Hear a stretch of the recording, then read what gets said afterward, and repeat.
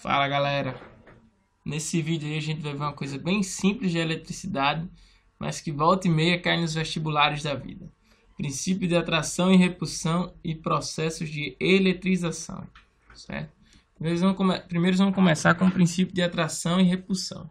Quando a gente pega duas cargas positivas e tenta aproximar, elas vão se repelir. Se a gente pegar duas cargas negativas e tentar aproximar, elas também vão se repelir.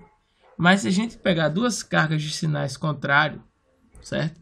Elas vão se atrair, certo? Então, podemos concluir que pelo princípio de atração e repulsão, cargas elétricas de mesmo sinal, elas se repelem. E cargas elétricas de sinais diferentes, elas se atraem. É bem simples, então não vai ter erro, certo? Já nos processos de eletrização, a gente vai ter três processos de eletrização. Primeiro a gente vai falar por eletrização por atrito. A eletrização por atrito ela é interessante. Ela ocorre quando materiais diferentes são atritados. O contato entre os átomos desses materiais faz com que a interação dos elétrons ele se transfira de um corpo para o outro, fazendo com que um corpo ceda elétrons para o outro.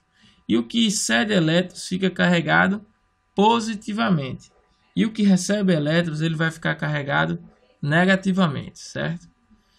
Detalhe, nesse processo de eletrização, os corpos eles vão ficar com sinais contrários. Um vai ficar com carga negativa e o outro vai ficar com carga positiva. Outro processo de eletrização é a eletrização por contato. Ocorre da seguinte maneira. Eu posso eletrizar um corpo neutro com a carga negativa ou com a carga positiva. Supondo que o corpo A é negativo e o corpo B é neutro. Quando colocados em contato, durante um certo intervalo de tempo, os elétrons do corpo A vão se transferir para o corpo B, fazendo com que o corpo B ele fique eletricamente carregado, no caso com carga negativa. Nesse processo de eletrização, os dois corpos eles vão ficar com cargas iguais, certo? Ah, mas professor, e se um corpo ele tiver também carregado? Então a gente vai fazer uma soma, certo? E depois dividir a carga total dessa soma para os dois. Sendo que os corpos eles vão ficar com a carga de maior módulo. Por exemplo, se eu tenho uma carga de menos 3 coulomb e uma carga de 1 coulomb no outro corpo. Então, vou somar os dois corpos. Isso se eles forem idênticos, iguais, de mesmo tamanho e por aí vai. Porque o tamanho também influencia nesse processo de eletrização. Mas isso aí é outro ponto que a gente vai abordar em outro vídeo aí, viu, galera?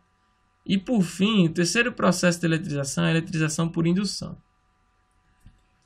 Esse processo ele ocorre quando a gente aproxima uma carga, certo? De um átomo neutro. E esse corpo que ele está carregado a gente chama de indutor. E o corpo que ele não está carregado, que vai ser carregado, a gente vai chamar de induzido. No caso desse processo aqui, certo? Ele não vai eletrizar a carga. Ele vai rearranjar os elétrons, fazendo com que um lado do induzido fique com excesso de elétrons e outro lado fique com falta de elétrons, como mostra a figura aí.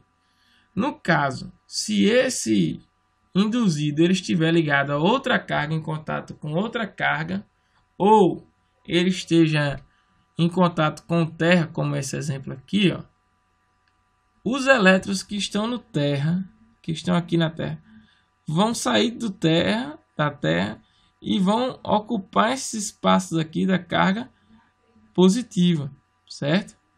Então, fazendo com que esse corpo A ele venha a ter um excesso de elétrons. Então, quando eu tiro terra e afasto o corpo B, o corpo A ele fica negativamente carregado, certo?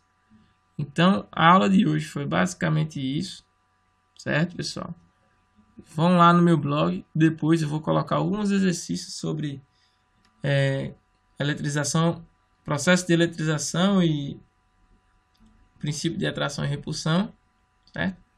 É um assunto simples, mas que volta e meia cai no vestibular. Então, é isso aí, galera. Valeu!